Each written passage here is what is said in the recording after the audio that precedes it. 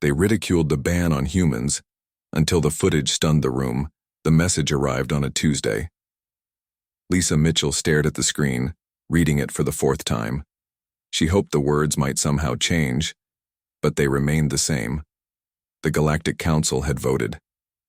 Humans were now banned from all interstellar military alliances. Lisa rubbed her tired eyes. As Earth's ambassador to the Council, she had fought against this decision for months. She had presented evidence, made speeches, and pleaded with the other representatives. None of it had worked. The final vote was 12-1, with Earth being the only opposing voice. Lisa looked out the window of her office. The sprawling city of New Geneva stretched before her, Earth's diplomatic capital since 2156. The spires of human architecture stood alongside alien-inspired buildings, a symbol of cooperation that now felt hollow. Her assistant, Greg, knocked on the door. "The president is calling, ma'am," Lisa nodded. "Put her through." President Diane Clark appeared on the screen. Her face was grim. "I just got the news. This is worse than we expected." "They wouldn't listen to reason," Lisa said. "They've convinced themselves that humans are too dangerous, too unpredictable." "What exactly did Ambassador Zilthrak say?" "I want his exact words." Lisa pulled up her notes. "He said, 'Your species hasn't even reached its first millennium of spaceflight.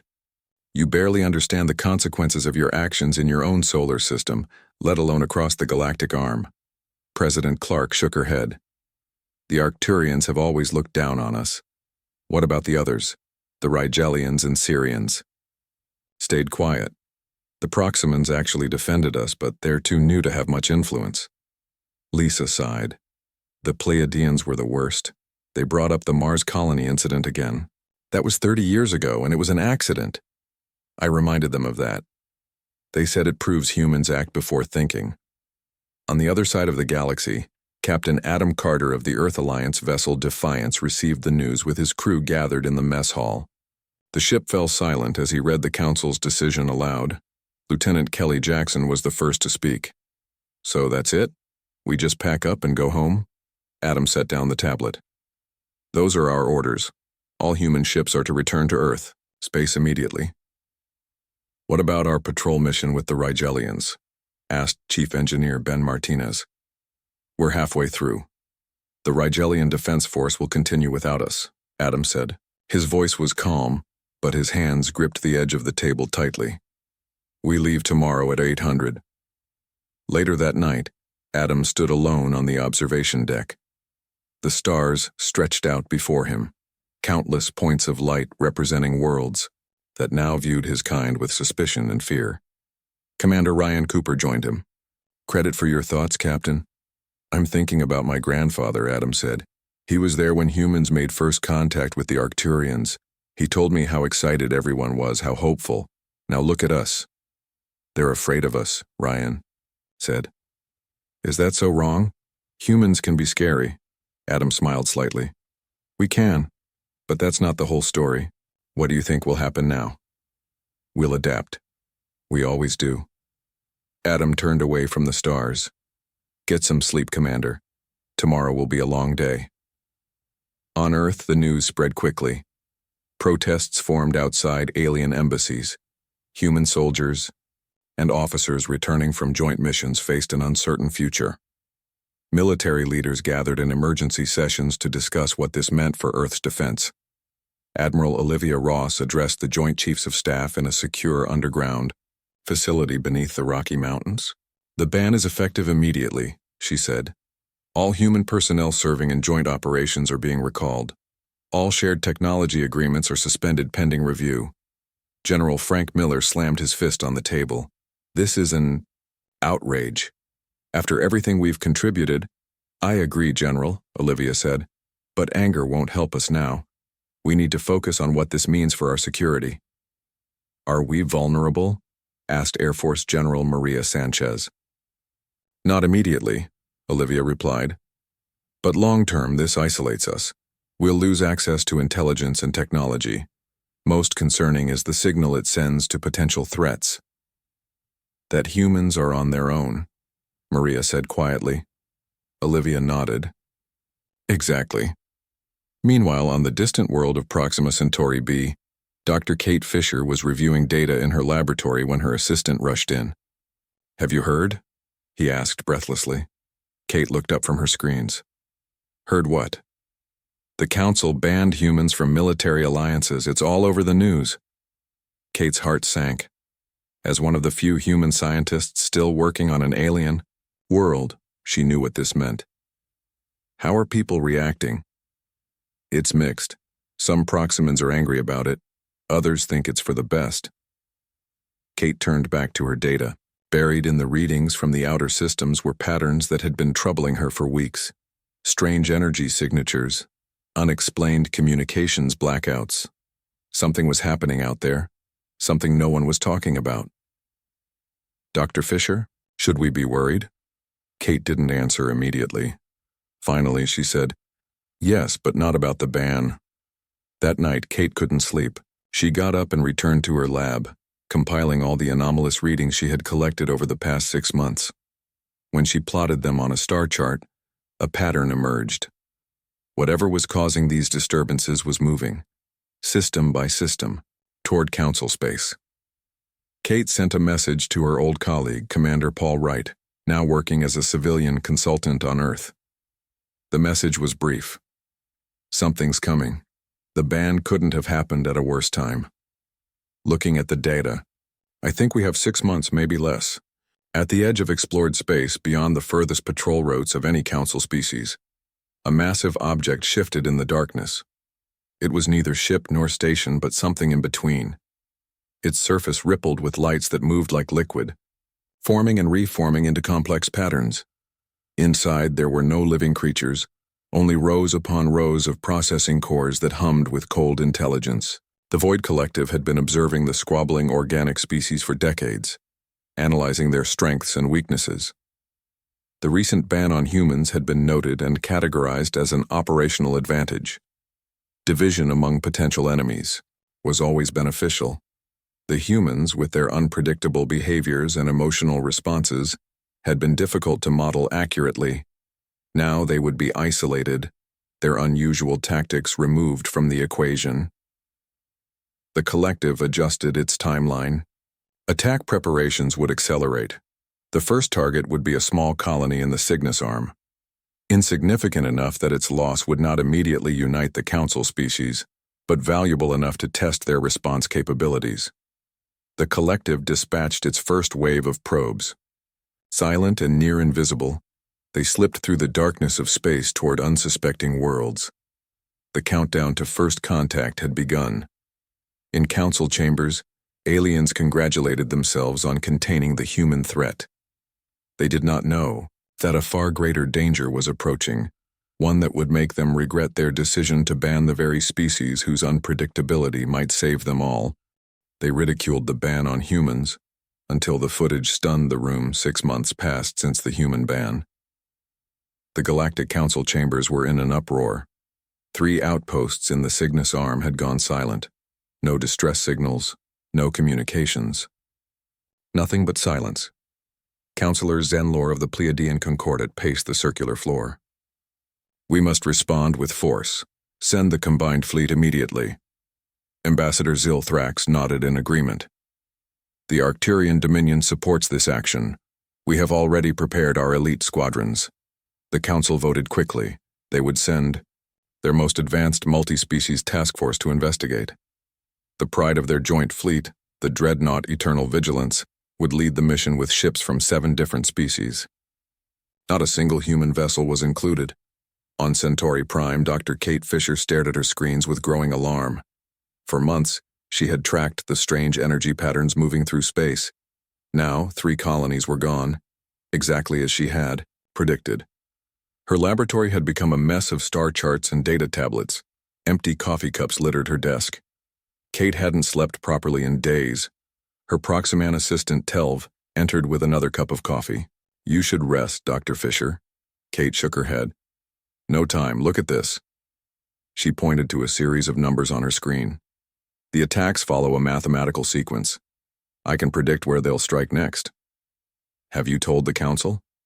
I've tried. They won't listen. Kate picked up a tablet showing her rejected communications. They think it's just human paranoia, but these patterns don't lie. Telv studied the data. What does Commander Wright say? He believes me. He's gathering ships, preparing as best he can without official support. Kate pulled up a new chart. The next attack will happen here at Sirius B, then here at Rigel, and then... She zoomed out the map. They'll hit Proxima Centauri. Telv's face paled. My home. Yes, we have maybe 2 months before they reach Proxima. Kate composed a new message to the Council. This time she included all her data, all her predictions, everything she had learned about the mysterious attackers. She named them the Void Collective based on the void-like energy signatures they left behind. 3 days later, she received her answer. The Council was holding a public session. Her research was on the agenda. Kate watched the broadcast with Telv beside her. Counselor Zenlor held up a report for all to see. This human scientist claims to predict the future, Zenlor said with a mocking tone. She sees patterns where none exist. The chamber filled with laughter. We will not base our strategic decisions on the fever dreams of a species known for imagining threats where none exist, Zenlor continued. Humans see monsters in shadows. They create stories about dangers to make themselves feel important. The other delegates nodded and murmured in agreement. Kate turned off the screen. Her hands were shaking. That's it then. They won't listen until it's too late. On Earth, Commander Paul Wright gathered with a group of former military officers in an old warehouse. The building looked abandoned from outside, but inside it buzzed with activity. Retired captains, civilian pilots, and engineers worked at various stations. Paul addressed the room. The Council has rejected Dr. Fisher's warnings. We're on our own. Captain Adam Carter, recently returned from his cut-short patrol mission, stepped forward. How many ships do we have? 15 so far. Mostly civilian vessels we're retrofitting with whatever weapons we can find. Not enough, Adam said. No, Paul agreed. But we're reaching out to every independent human colony and outpost. More will come. What about the Earth Alliance, Admiral Ross? Paul lowered his voice. Officially, she can't help us. Earth can't risk further action against the Council ban. And unofficially? Paul smiled slightly. Let's just say certain military training exercises will be happening near Proxima Centauri in the coming weeks. Meanwhile, the Elite Council task force reached the first silent colony. The planet looked peaceful from orbit. Cities stood intact. Fields were still green. But no lights showed on the night side. No transmissions came from the surface. The Eternal Vigilance launched scout ships to investigate. They found empty streets and abandoned buildings. Every colonist had vanished without signs of struggle or violence. Then the sensors detected something on the far side of the planet. A massive structure had attached itself to the surface like a tick on skin. It pulsed, with shifting lights. Before the scouts could report back, the structure released a wave of small objects. They moved faster than any ship, surrounding the Council fleet in minutes. The battle was short and devastating. Council weapons barely damaged the strange vessels. Shields designed to withstand plasma cannons failed against the attackers' energy beams. The Eternal Vigilance managed to destroy several enemy ships, but for each one destroyed, 10 more appeared. The Council fleet sent desperate messages back to headquarters, but communication was quickly cut off. As the dreadnought systems failed one by one, the commander ordered all hands to evacuate. Few escape pods made it away from the battle. One pod contained a young human observer, Lieutenant Derek Mason. He had been aboard only because of a diplomatic technicality that required human representation on Council missions entering Earth-claimed space. Derek watched through the pod's viewport as the Eternal Vigilance broke apart under enemy fire. His recording devices captured everything: the attackers' strange tactics, the Council ship's failed responses, the commander's refusal to try different approaches even as the same strategies failed repeatedly. Derek's pod drifted for days before being picked up by a passing freighter. He was the only survivor who had witnessed the entire battle, and he had the footage to prove what happened. Back on Earth, Admiral Olivia Ross received Derek's report with growing concern. The Council's defeat had been total, and according to Dr. Fisher's predictions, the attacks would accelerate now. Olivia made her decision. Ban or no ban, humans would not stand by while Proxima Centauri fell. She ordered a fleet to prepare for immediate departure. "This is an evacuation mission only," she told her captains. "We will not engage the enemy unless absolutely necessary." Captain Joe Riley of the Intrepid raised his hand. "What if the Council tries to stop us?" "They won't," Olivia said confidently. "They'll be too busy dealing with their own losses." As the human fleet prepared for departure, Dr. Kate Fisher arrived on Earth. She brought all her research and joined Commander Wright's coalition. "I've found something important," she told Paul. "A weakness in the collective's attack patterns." "What kind of weakness?" "They operate on pure logic and complex algorithms," Kate explained. "They can predict standard military tactics with near-perfect accuracy." "That's not a weakness," Paul pointed out. "But it is," Kate insisted. "Because there's one thing they can't predict: human randomness under pressure. When humans make split-second decisions based on gut feeling or emotion rather than logic, the collective's models fail." Paul stared at her. "You're saying our greatest weakness is actually our strength?" "Exactly. The very thing the Council banned us for might be the only thing that can save them." They ridiculed the ban on humans until the footage stunned the room. The Proximan sky burned red with atmospheric entry warnings. Thousands of civilians crowded the spaceports, desperate to escape. 8 months had passed since the human ban, and now disaster had struck just as Dr. Kate Fisher predicted. The Void Collective had launched attacks on 6 major systems simultaneously. 2 were Council homeworlds. The advanced alien civilizations watched in horror as their defensive systems failed one after another. The Proximan planetary shield, famous for protecting the planet for 3 centuries, collapsed in less than 5 hours. Collective ships entered the atmosphere, heading for the major cities.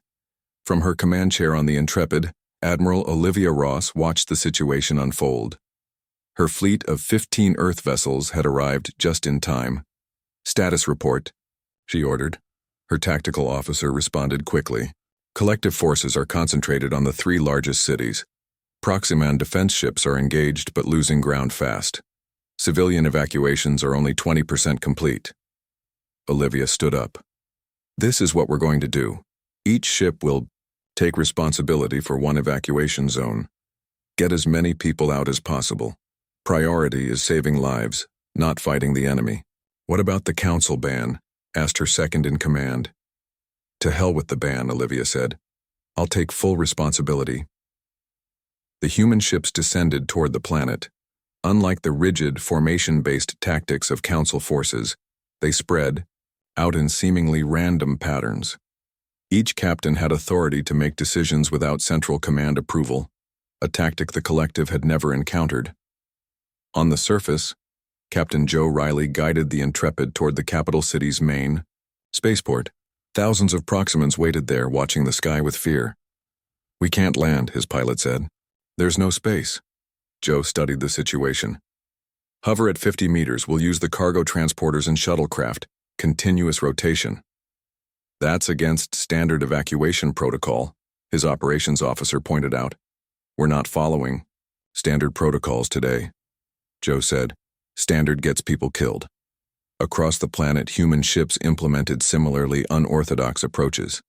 The Defiant used its cargo bay to carry 3 times the rated capacity by reducing life support in non-essential areas. The Challenger created a makeshift shield by venting plasma in controlled bursts, confusing collective targeting systems. On a small frigate named Defiance II, Captain Sam Bennett faced a terrible choice.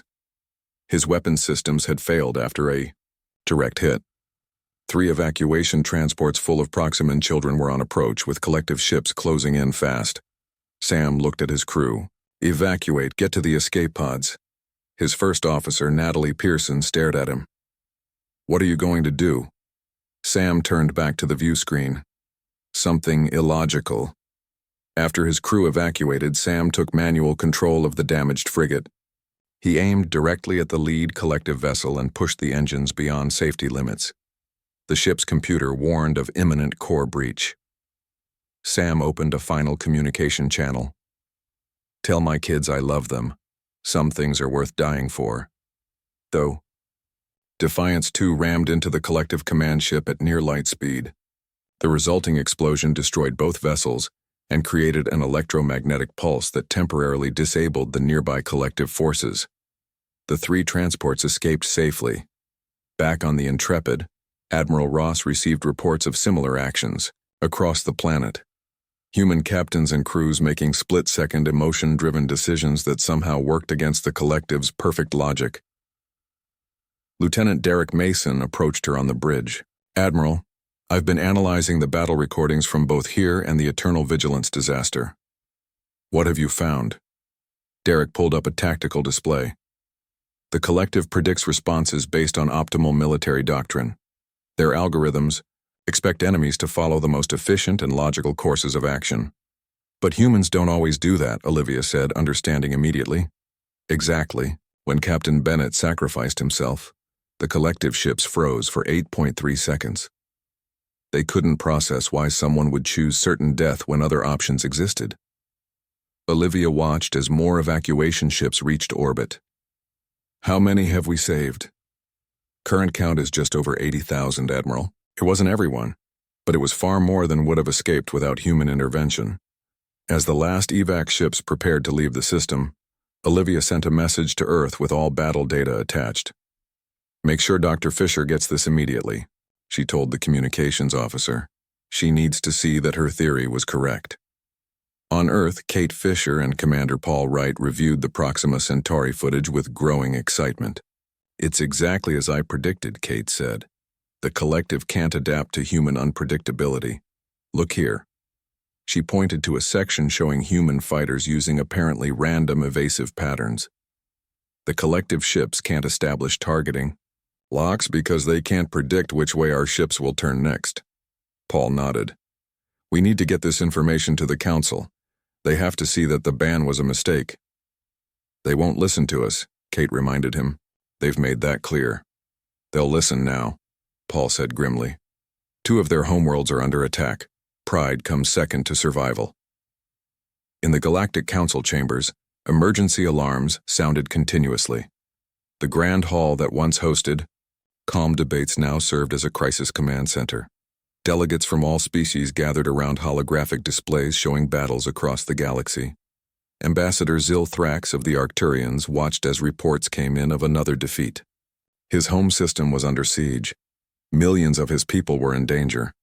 "Nothing works against them," he said to the chamber at large. "Our best weapons, our most advanced shields, useless."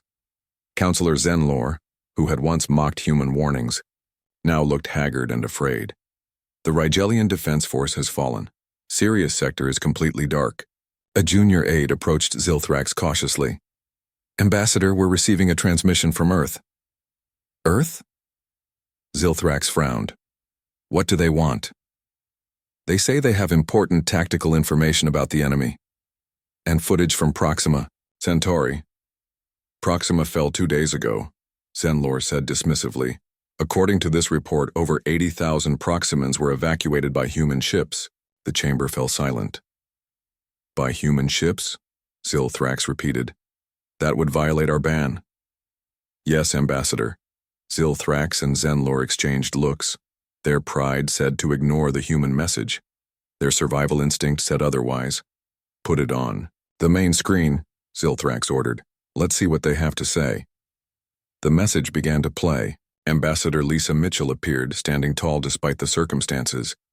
"Members of the Galactic Council. 8 months ago, you banned humans from military operations because you feared our unpredictability. Today, I'm here to tell you that this very trait may be your only hope for survival." They ridiculed the ban on humans until the footage stunned the room. For the first time in 300 years, all 23 member species of the Galactic Council gathered in person. The Grand Chamber, designed to hold thousands, was filled to capacity. The air felt heavy with fear and desperation. Ambassador Lisa Mitchell stood outside the main doors, waiting to be called in. She was not invited, but she had come anyway. Earth would be heard today, ban or no ban. Lieutenant Derek Mason stood beside her, clutching a data drive containing his battle recordings. His uniform was still stained from his time in the escape pod. He had refused to change it. Let them. See what their ban has cost, he had said. Dr. Kate Fisher paced nervously, reviewing her notes one last time. Her research on the Void Collective's weakness needed to be perfect. There would be no second chances. The chamber doors opened. A Syrian guard appeared. The council will see you now. Inside, the atmosphere was tense. Species that normally avoided each other now sat side by side, united by common danger. At the center of the room, the council leaders sat in a circle, with Ambassador Zilthrax acting as speaker. As Lisa walked in, several delegates began to protest. Humans are banned from council proceedings, said the Rigelian representative. They violated the military ban by sending ships to Proxima Centauri, added another. Zilthrax raised a hand for silence. His normally bright blue skin had faded to a pale gray, a sign of extreme stress in Arcturians. I have lost family in the attack on my homeworld, he said quietly. We should at least hear what they have to say before we dismiss them. He looked directly at Lisa. Desperate times call for desperate measures. Lisa stepped forward. Members of the council, I bring three things today. Evidence of the enemy's tactics, proof of their weakness, and a way to defeat them. Murmurs spread through the chamber. Show us, Zilthrax said. Derek connected his data drive to the chamber's holographic system. What you're about to see was recorded during the attack, on the Eternal Vigilance, and later during the evacuation of Proxima Centauri. The lights dimmed. The massive curved wall of the chamber transformed into a view screen. The footage began to play. First came the destruction of the Eternal Vigilance. The council members watched in horror as their most powerful warship was torn apart by the collective. They saw the commander following standard tactics even as those tactics clearly failed. They witnessed the methodical, predictable responses of the council ships and how the collective seemed to anticipate every move. Then, the footage shifted to Proxima Centauri. The contrast was immediate and striking. Human ships moved in seemingly random patterns. They broke formation, executed unexpected maneuvers, and made decisions that defied standard military doctrine. The council chamber fell silent as they watched Captain Sam Bennett's final moments. His damaged frigate charging directly at a collective, command vessel. His final words echoed through the room. Tell my kids I love them. Some things are worth dying for. The explosion that followed destroyed both ships and saved 3 transports full of Proximan children. When the lights came back on, many council members had tears in their eyes. Even species known for their emotional control seemed moved. Dr. Kate Fisher stepped forward next. What you just witnessed demonstrates the fundamental weakness of the Void Collective. They operate on pure logic and predictive algorithms. They can analyze standard military tactics and calculate responses. With perfect accuracy, she pulled up her research on the main screen. But humans don't always follow standard tactics. We make decisions based on emotion, intuition, and sometimes just gut feeling. We take risks that seem illogical. We sacrifice ourselves for others, without calculating the odds. Kate highlighted sections of data showing collective ships pausing or making errors after unexpected human actions. When Captain Bennett chose to sacrifice himself, the collective ships froze for 8.3 seconds. Their algorithms couldn't process why someone would choose certain death when other options existed. Counselor Zenlor, who had once mocked Kate's research, now leaned forward with interest. You're saying the very trait we feared in humans, their unpredictability, is actually their strength against this enemy? Exactly, Kate confirmed. The collective cannot adapt to true randomness. They need patterns to predict and counter. Ambassador, Zilthrax turned to Lisa. You mentioned a way to defeat them. What do you propose? Lisa nodded. We need to combine the advanced technology of your civilizations with human tactical unpredictability. Mixed crews, with humans in key decision-making positions. Not because we're better, but because we think differently. Silence fell over the R. chamber as the council delegates considered her words. The ban on humans had been unanimously approved just 8 months ago. Reversing it would be an admission of error on a massive scale. Finally, the Proximan representative stood. My people would be extinct if not for human intervention at Proxima Centauri. I move to immediately suspend the ban on humans in military operations. I second the motion, said the Syrian delegate, whose only surviving military officer had been rescued by human ships. One by one, other representatives voiced their support. Even Councillor Zenlor nodded in agreement. Ambassador Zilthrax called for the vote. All in favor of temporarily suspending the ban on humans in joint military operations? The vote was unanimous. Outside the council chamber, human military leaders waited for news. Admiral Olivia Ross, still wearing the uniform she'd worn during the Proxima Centauri evacuation, stood with Commander Paul Wright. Do you think they'll listen? Paul asked. They have no choice, Olivia replied. Their way isn't working. The chamber doors opened. Lisa Mitchell emerged with a tired smile. It's done. The ban is suspended. We're back in. Olivia straightened her uniform. What happens now? Now comes the hard part, Lisa said.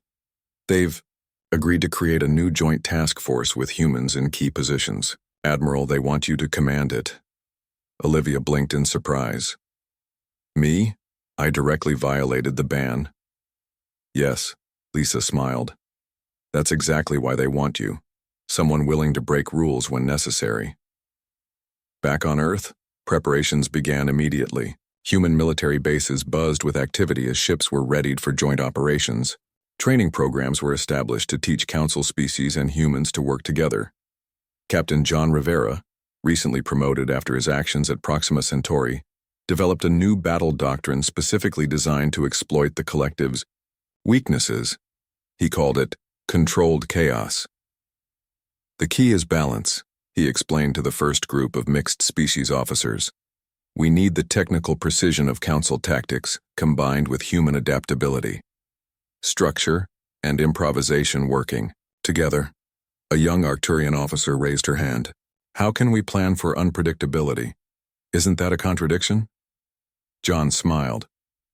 That's exactly the point. We don't plan every move. We create a framework and then allow field commanders to make real-time decisions based on changing conditions. Won't that lead to confusion?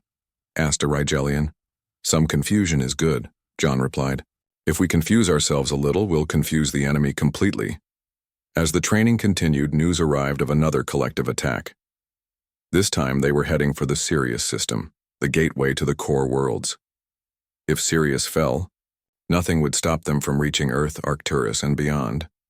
The newly formed joint fleet had 3 weeks to prepare for their first real test. They ridiculed the ban on humans until the footage stunned the room. The Sirius system glowed with the light of battle.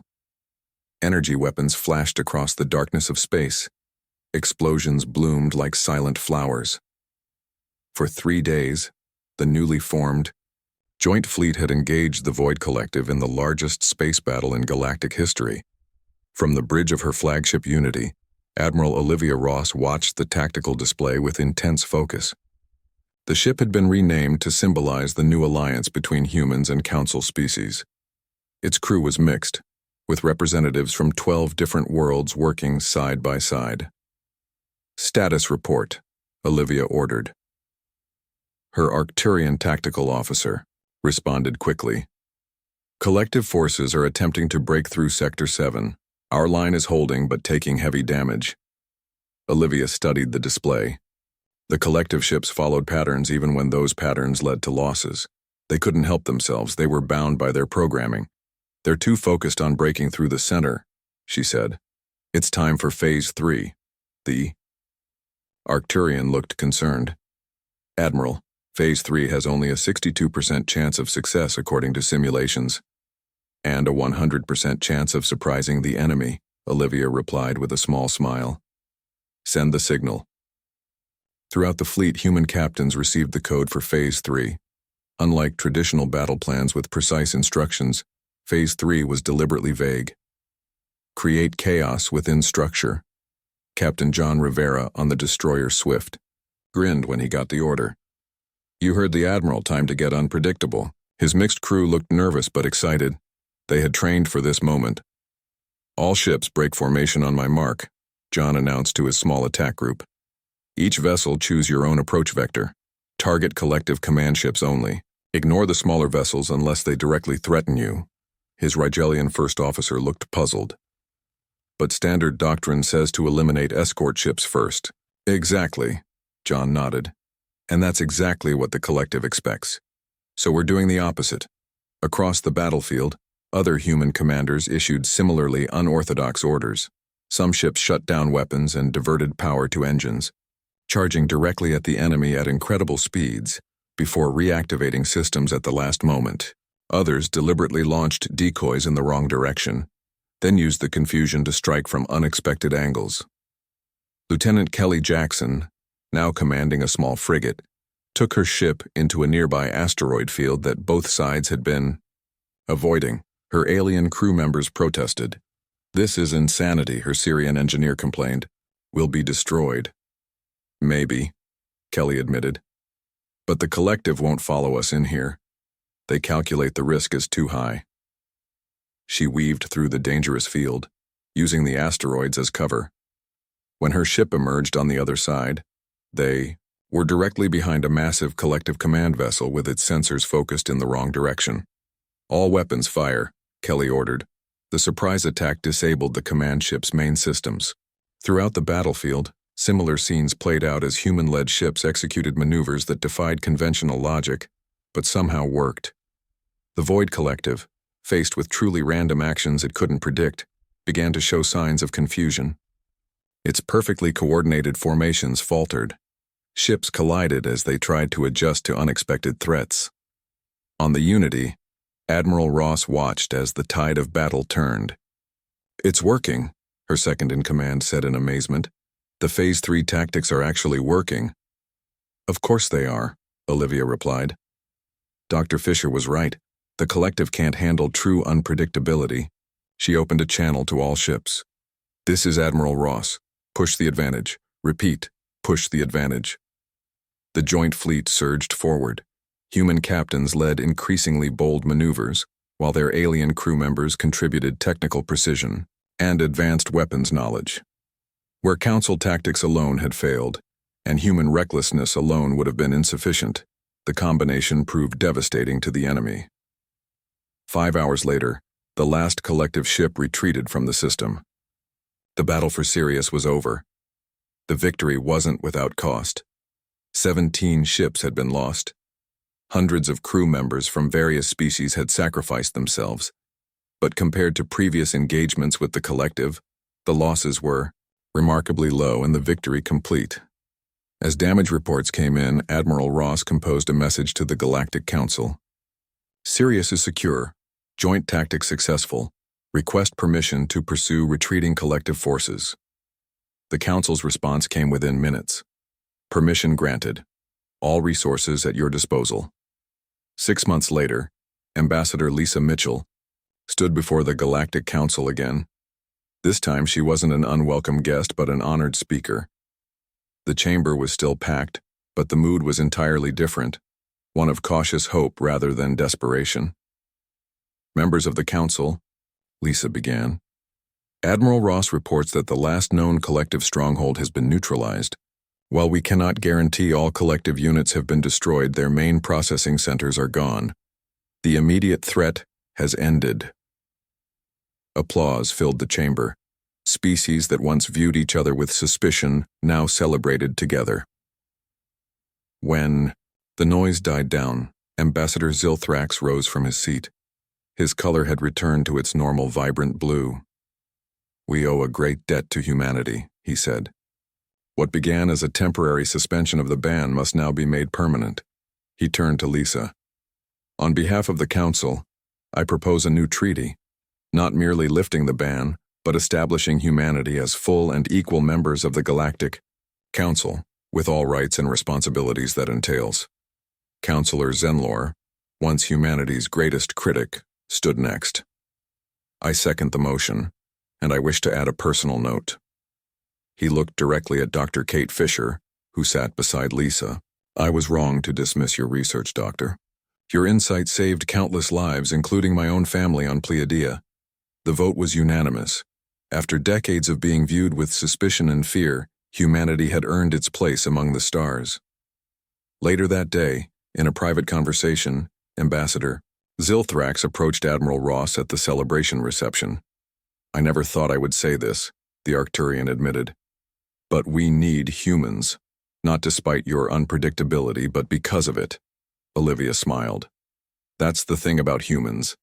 Ambassador, we're at our best when everyone else thinks we're at our worst. 1 year later, the council chamber had been renovated. On the wall where portraits of the founding species once hung exclusively, a new addition had been installed. Earth, with its swirling blue oceans and green continents now recognized as a full and equal member of the galactic community. Below the image, a simple plaque bore Captain Sam Bennett's last words. Some things are worth dying for. But the true monument to humanity's contribution was less visible. Throughout the galaxy, mixed crews now served on all major vessels. Military academies taught both structured tactics and improvisation. Controlled chaos had become standard doctrine. And in a small classroom on Arcturus, a young Arcturian teacher explained to her students why the Void Collective had failed. They thought perfect logic was the strongest force in the universe, she said. They were wrong. Sometimes, the most powerful thing is a single unpredictable choice made from the heart.